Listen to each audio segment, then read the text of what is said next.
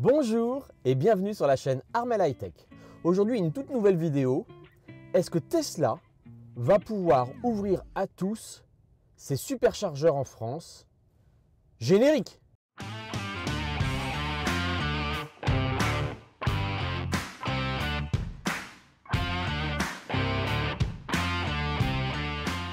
Bonjour et bienvenue sur la chaîne Armel High Tech. Une nouvelle vidéo aujourd'hui en deux parties. Donc une première partie où on va discuter ensemble d'un décret de loi qui vient de paraître au mois de décembre sur la loi interopérabilité.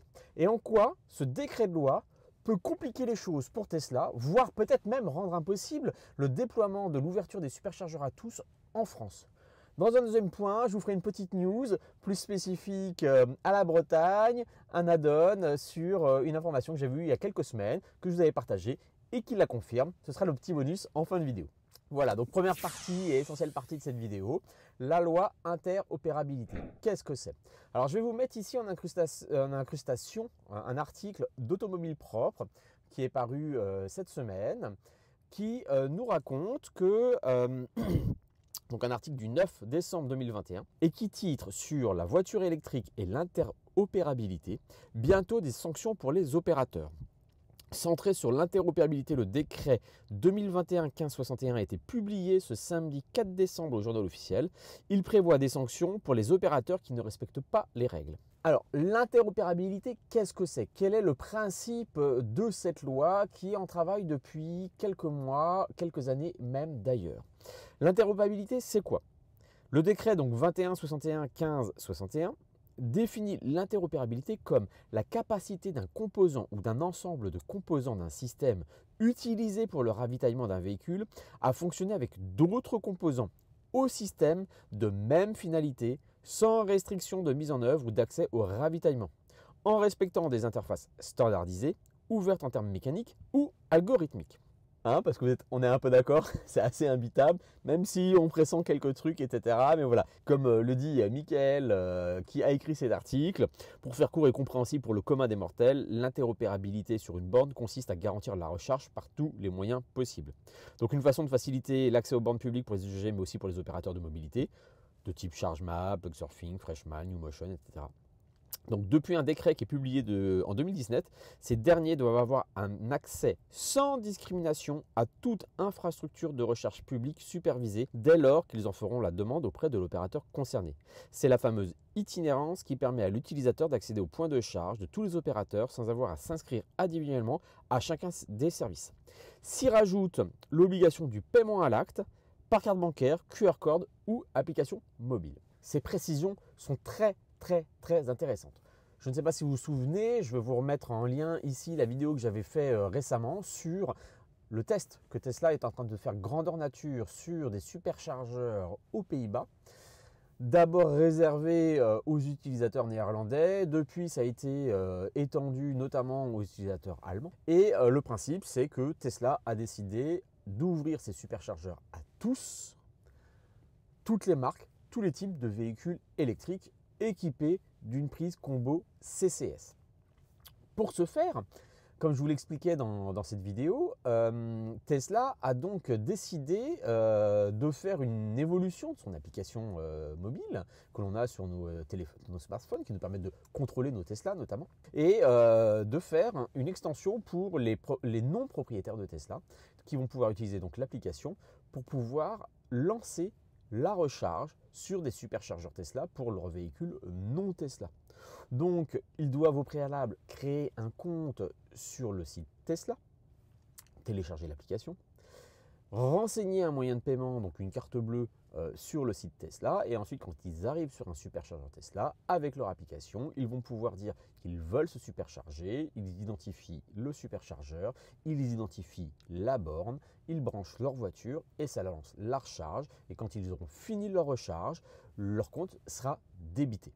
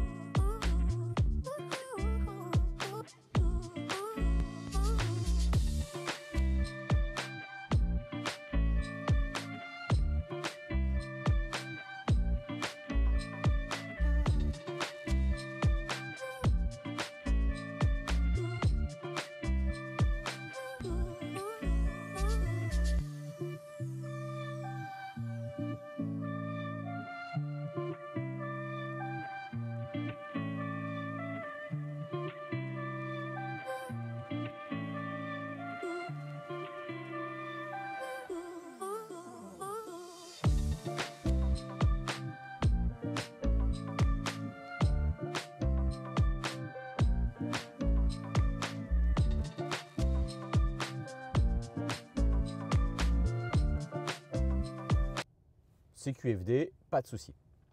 Donc pour l'instant, ce système est en essai aux Pays-Bas et notamment sur une station de 10 superchargeurs. Cette loi interopérabilité et ce décret qui est paru le 4 décembre peut compliquer les choses pour Tesla. En effet, parce que ce décret précise qu'à partir du moment où en France, Tesla demandera à ce que les bornes soient publiques, il ne peut pas réserver à sa propre application l'usage et la facturation de ces bornes. À partir du moment où Tesla en France voudrait que ces bornes, ces superchargeurs soient publics, il faut que le système soit ouvert à l'ensemble des opérateurs, des gens comme Freshmile, ChargeMap, ChargePoint, etc., Total et compagnie, et doit donc permettre à l'ensemble des utilisateurs, les usagers, c'est-à-dire nous, de venir avec notre système de paiement souhaité pour pouvoir se charger sur les superchargeurs Tesla. Donc, si Tesla veut déployer en France sur le modèle qu'il est en train de tester aux Pays-Bas, il ne pourra pas le faire. Et s'il ne le fait pas, il sera soumis à une amende. Donc, l'absence de paiement à l'acte, l'accès en itinérance non garanti, le défaut de communication des données, le barème prévoit une amende de 300 € par point de charge non conforme. Ces dispositions ne concernent que les bornes dont l'installation est postérieure au 14 janvier 2017. Globalement, une bonne partie des superchargeurs aujourd'hui Tesla, notamment les V3, sont tous postérieurs à 2017. La mise en vigueur du texte est prévue à compter du 1er juillet 2022. Et donc, on peut aller jusqu'à 300 € par point de charge. Donc, je tenais à vous rapporter ce décret. Alors, le décret précise que l'on peut payer soit par carte bleue, soit par un QR code, soit par une application mobile. Donc, le fait que Tesla utilise son application mobile pour payer, ça ne pose pas de souci. Bon, voilà. Si vous vous souvenez, je vais vous mettre ici la vidéo du superchargeur Allego qui a été déployé à Lorient. Et sur ces bornes-là, certains superchargeurs, 2 bornes, on peut payer par carte bleue. Sinon, il y a un QR code que l'on peut scanner pour aller régler la facture. Ou sinon, on peut utiliser l'application Allego pour pouvoir payer. Donc là, clairement, Allego remplit ce décret d'interopérabilité et on peut aussi régler avec les cartes d'autres opérateurs. Et c'est ça, aujourd'hui, qui peut poser problème à Tesla. C'est que pour l'instant, Tesla n'a prévu qu'un système fermé. Aujourd'hui, le réseau Tesla est un réseau privé, réservé à Tesla et à ses véhicules. À partir du moment où il veut qu'il soit public, il va donc être obligé de permettre aux autres opérateurs de permettre à nous les usagers de payer avec le système que l'on veut sur les bornes Tesla. Voilà, donc on verra un petit peu comment Tesla va vouloir s'adapter, va pouvoir s'adapter à cette législation française. Je ne sais pas si cette législation est aussi en vigueur ou comparable à d'autres systèmes dans d'autres pays européens. 300 € par point de charge, est-ce que Tesla se dit, bon basta, je m'en fous, 300 € c'est rien par rapport à l'ensemble des kilowattheures que je vais pouvoir vendre aux usagers? C'est peut-être aussi une autre stratégie. Donc on verra un petit peu comment cela évolue dans le futur. Mais on s'aperçoit qu'en effet, la législation qui veut protéger l'usager peut compliquer un petit peu les choses pour Tesla. Mettez-moi en commentaire ce que vous en pensez.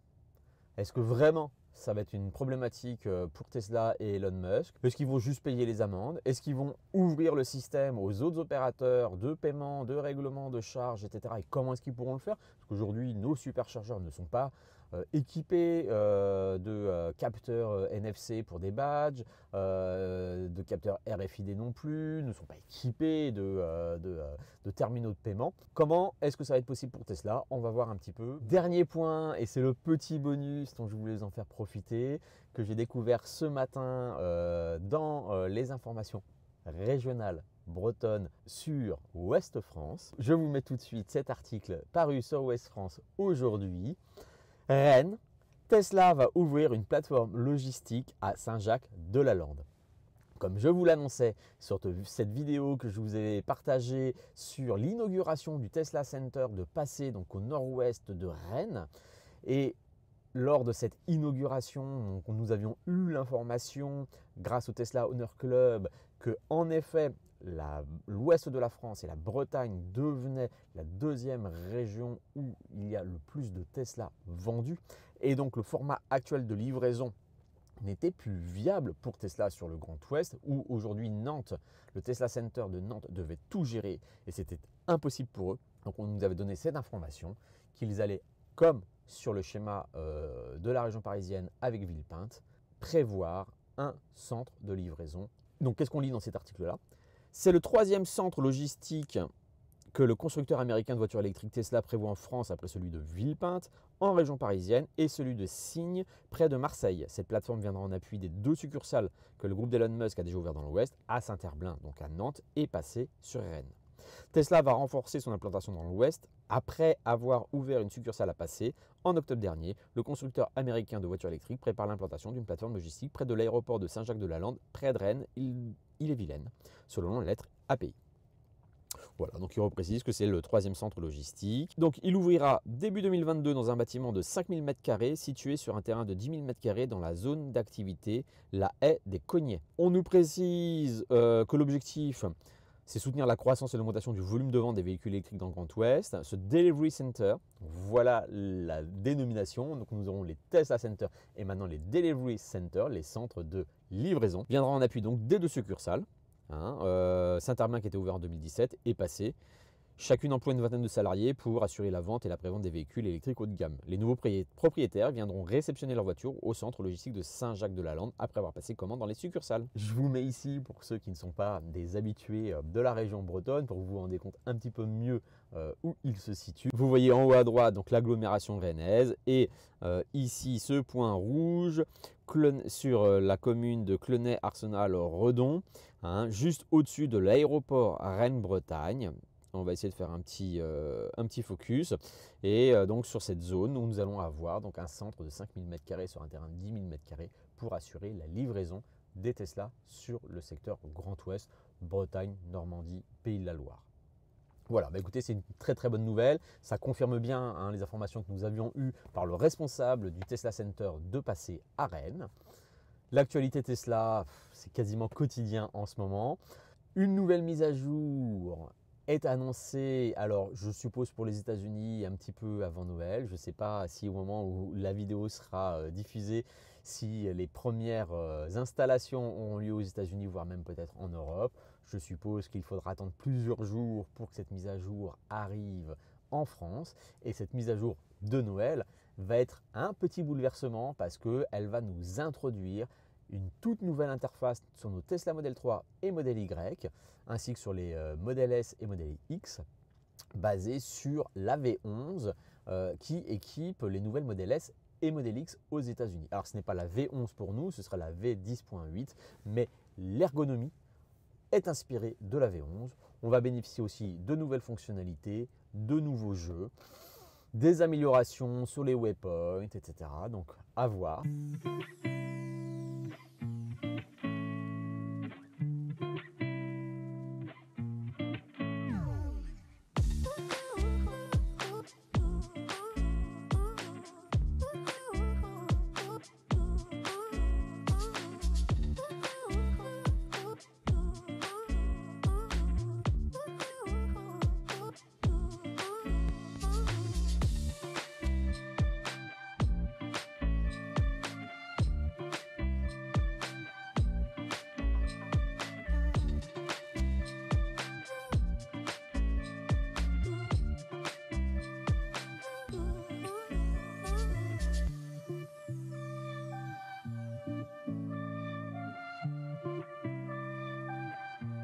J'espère que ça arrivera avant la fin de l'année pour nous en France. Merci d'avoir regardé cette vidéo. Bonne fête de fin d'année à vous et à bientôt sur la chaîne Armel High Tech.